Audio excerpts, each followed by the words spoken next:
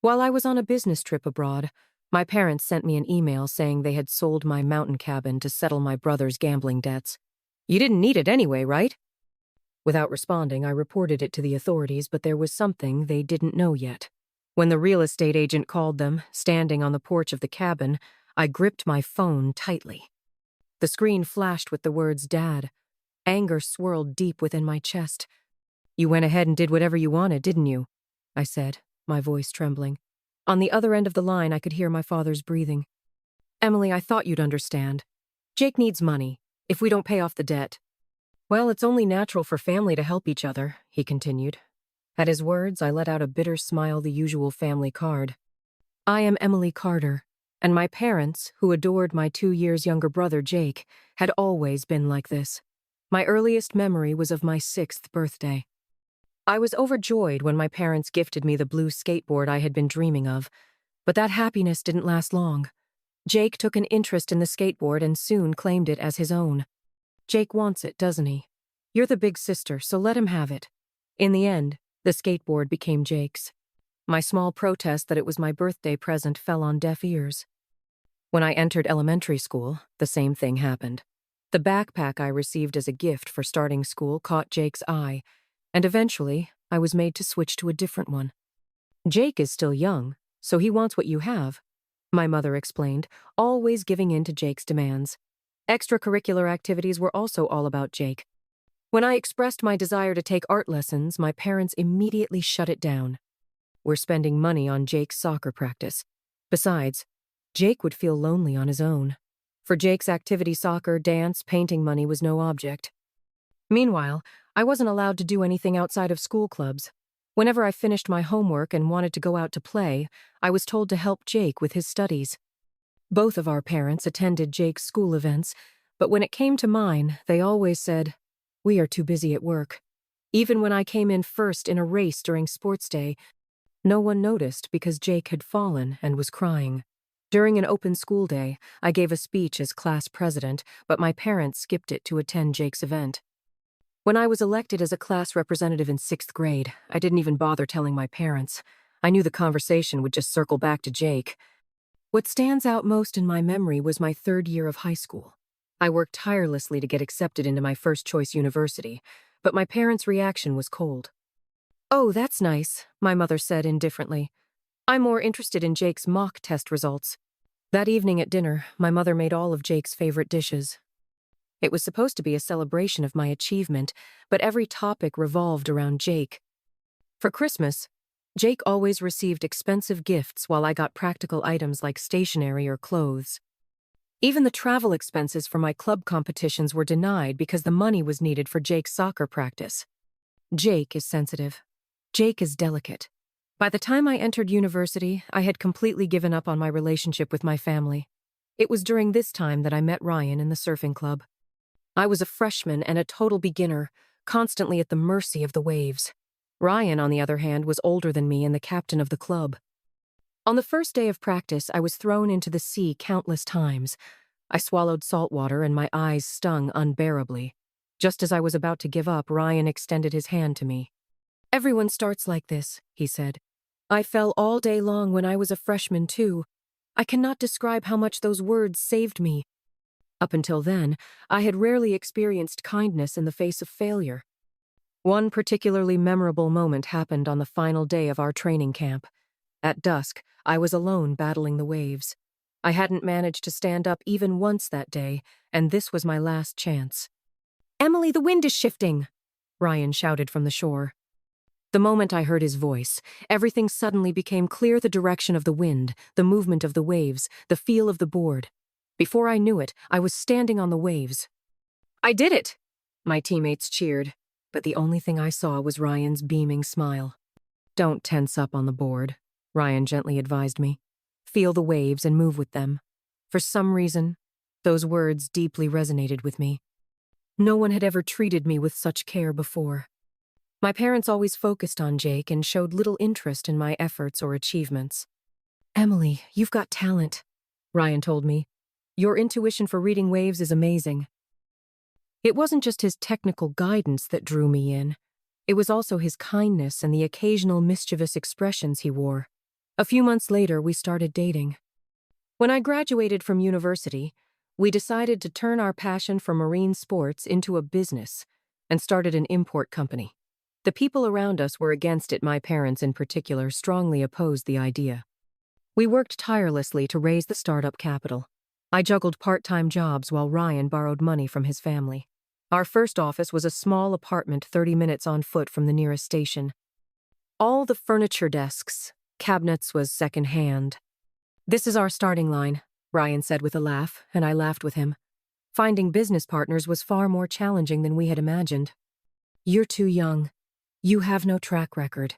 We were rejected time and time again, but we refused to give up. We attended marine sports tournaments, built relationships with athletes, and gradually earned their trust. Our turning point came when we met a small manufacturer in Australia. They had also just started their business and were looking to expand into the U.S. market. Perhaps our passion resonated with them, and we managed to secure an exclusive distributor contract. The night we signed that contract, we celebrated in our office with a cheap bottle of sparkling wine while snacking on canned appetizers. We talked about our future. Looking back now, that might have been the true beginning of our journey. "How do you plan to survive with such an unstable business?" my father asked. "Jake is struggling, so you need to help the family," my mother said, her mind still entirely consumed by Jake. My younger brother Jake had dropped out of university, hopped from one part-time job to another, and spent his days aimlessly having fun. Every time he racked up debts, my parents stepped in to clean up after him. They always defended him, calling him a poor child. In contrast, they placed strict demands on me. But Ryan was different. He believed in my dreams and was ready to walk the path with me. "If it's us, we can make it happen," he said. With those words in my heart, we took one step at a time to grow our company. The business, which began in a small warehouse, is now recognized within the industry. 5 years ago, we finally achieved our dream of owning a vacation home. We found this property shortly after we began searching, perched on a hill surrounded by trees. It offered a breathtaking view of the ocean that instantly captivated us. "This is the one," Ryan said, and I was thinking the same thing. My parents opposed it again. "It's unnecessary to spend so much money on such a luxury," they said. But their disapproval wasn't just about the expense. They still hadn't fully accepted my work. However, that didn't matter to me. This was proof of the dream Ryan and I had built together. On our first night at the vacation home, we sat on the deck, gazing at the starry sky as we listened to the sound of the waves. "Emily, let's grow old together here." Those words still warm my heart today. But everything started to crumble with a single phone call from my father. It was the morning of the second day after I returned from a business trip to Southeast Asia. I was visiting the vacation home. "Emily, I need to talk to you," my father said, his tone carrying a hint of forced confidence. "Did something happen?" I asked casually. At that moment, I had no idea I was about to be pulled back to harsh reality in such a way. "It's about your vacation home," my father began. His words immediately gave me a sense of unease. "The vacation home? What about it?" "I've already sold it. The ownership transfer will take place next month." For a moment, I couldn't grasp the meaning of his words. "Sale? Transfer? Our precious vacation home? What are you talking about?" My voice trembled. "Jake is in trouble.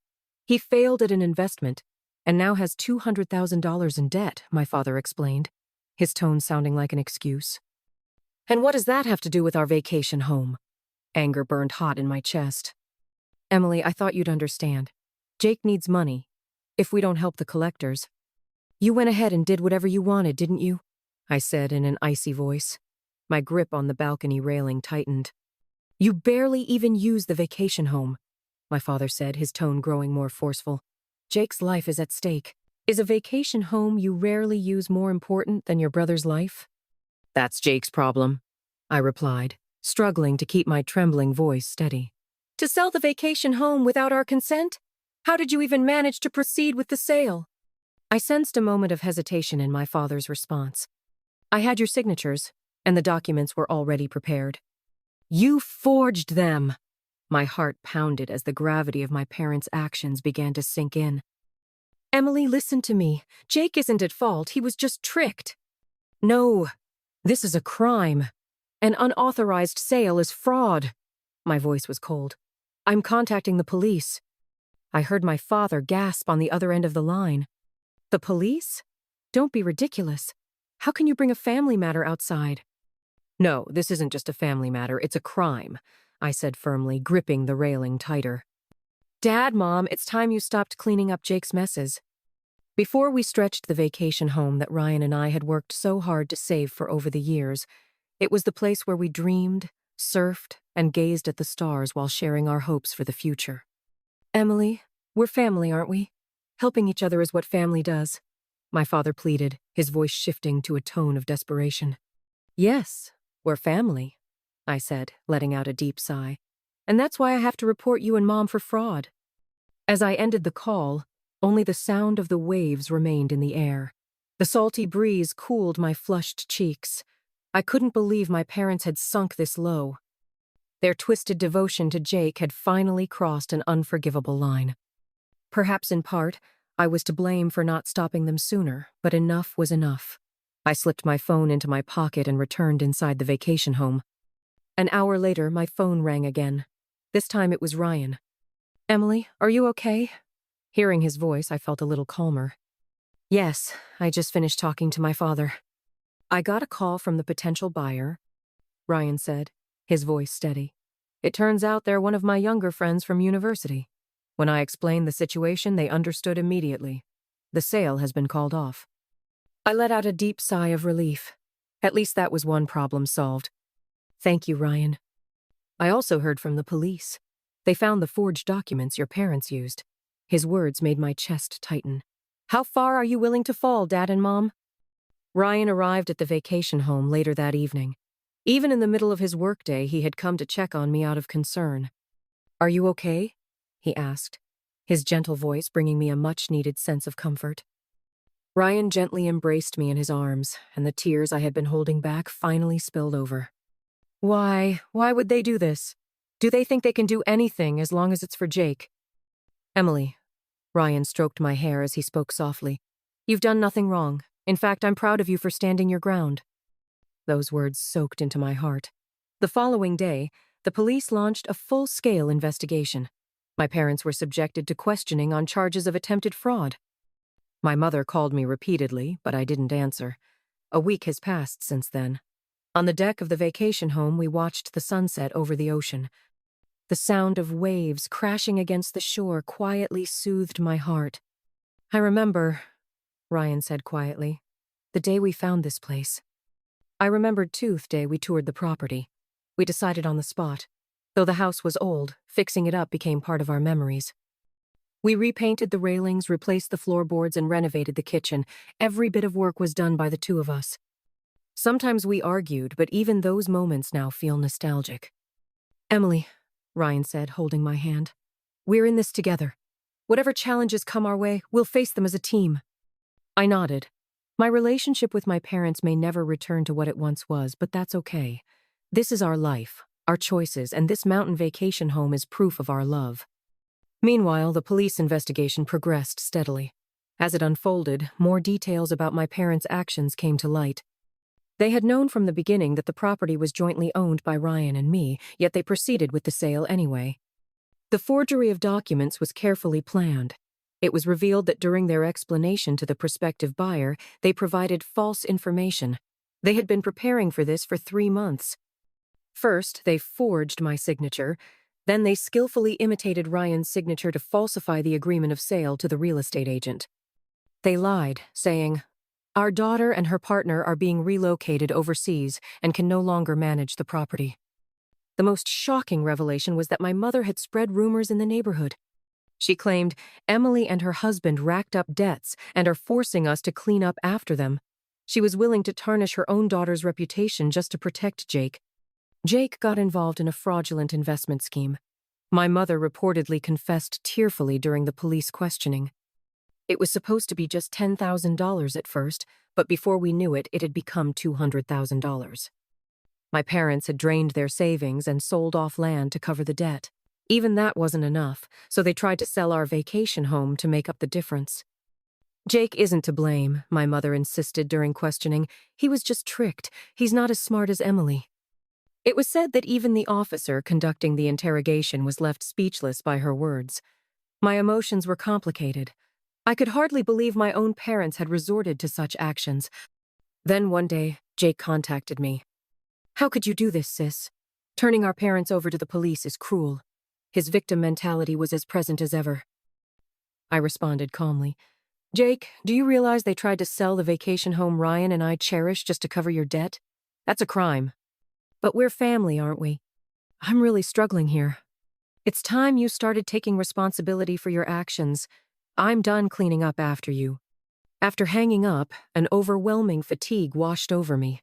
Since childhood, Jake had been coddled by our parents while I studied diligently and worked hard at my job. Jake lived recklessly, relying on our parents to bail him out every time he failed. I'd lost count of how many times Jake had racked up debt. It started with a student loan during his first year of college. Initially, it was a small amount, $3,000 from a consumer finance company. His reason? To go shopping for luxury brands with friends. Instead of scolding him, my parents excused his behavior, saying, "He's just a young boy, it can't be helped," and paid off the debt immediately. 2 months later, we discovered he had misused his tuition money.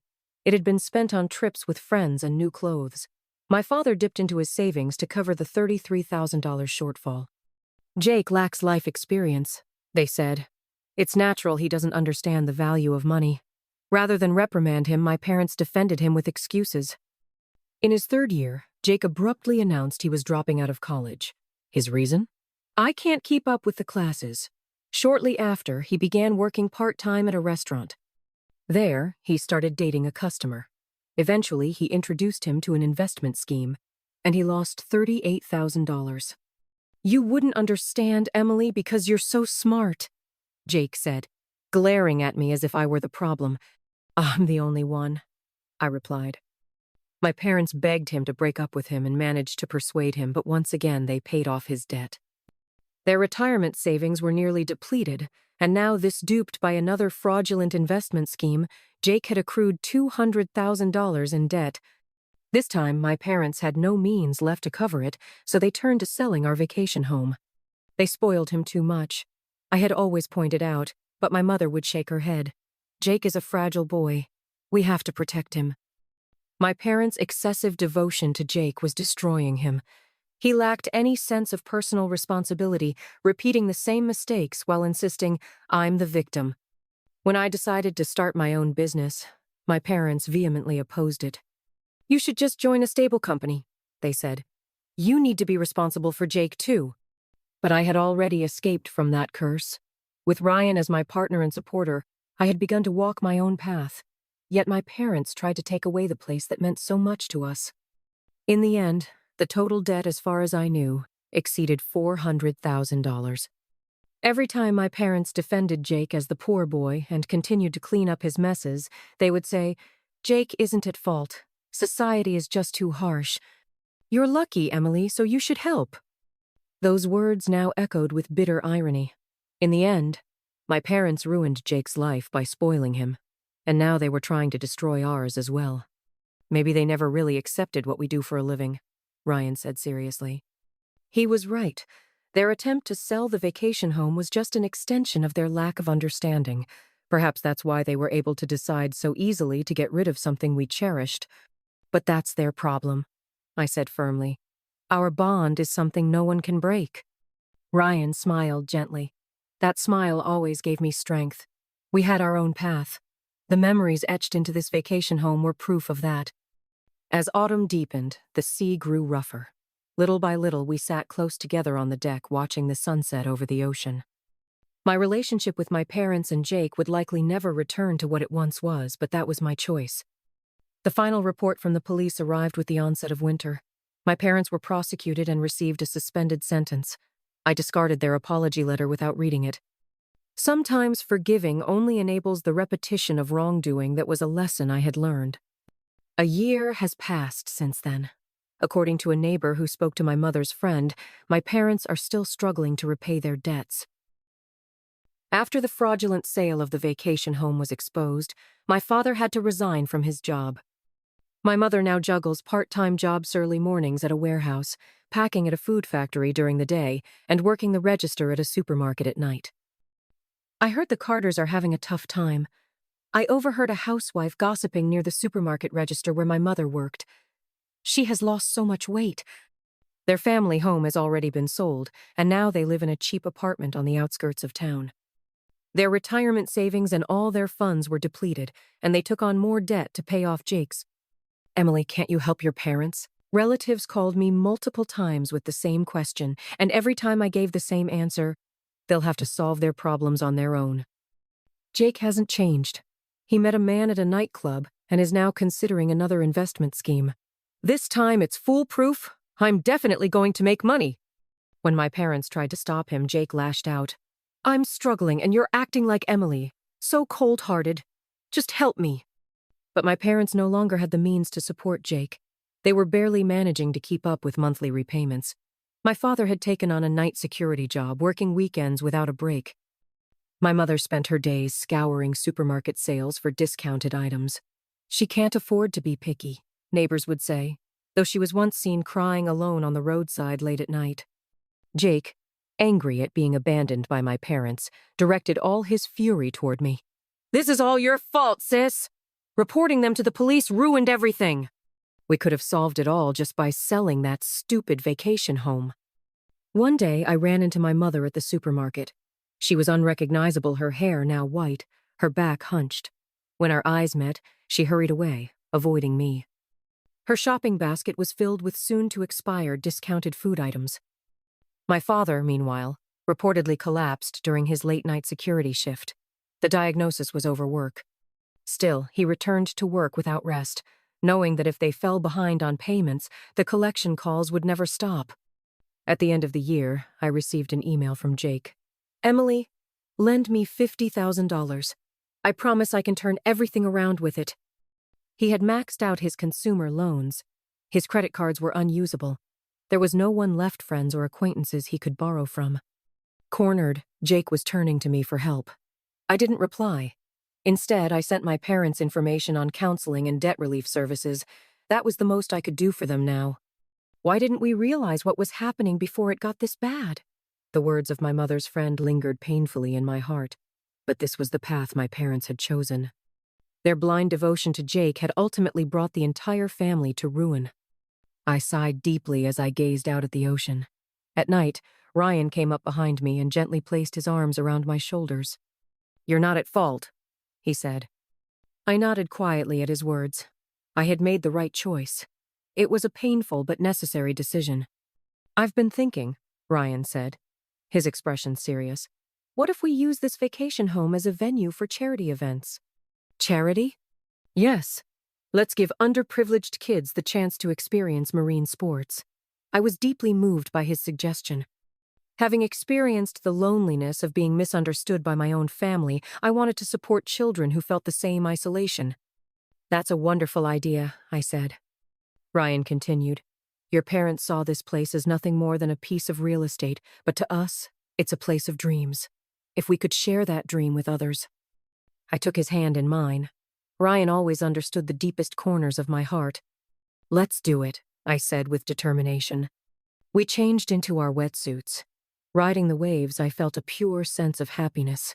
Yes, my relationship with my biological family was lost, but I had chosen my path, and that choice wasn't a mistake. Listening to the sound of the waves, we looked toward the future. This vacation home will continue to nurture our dreams, and now it will also become a place of hope for others pursuing dreams of their own.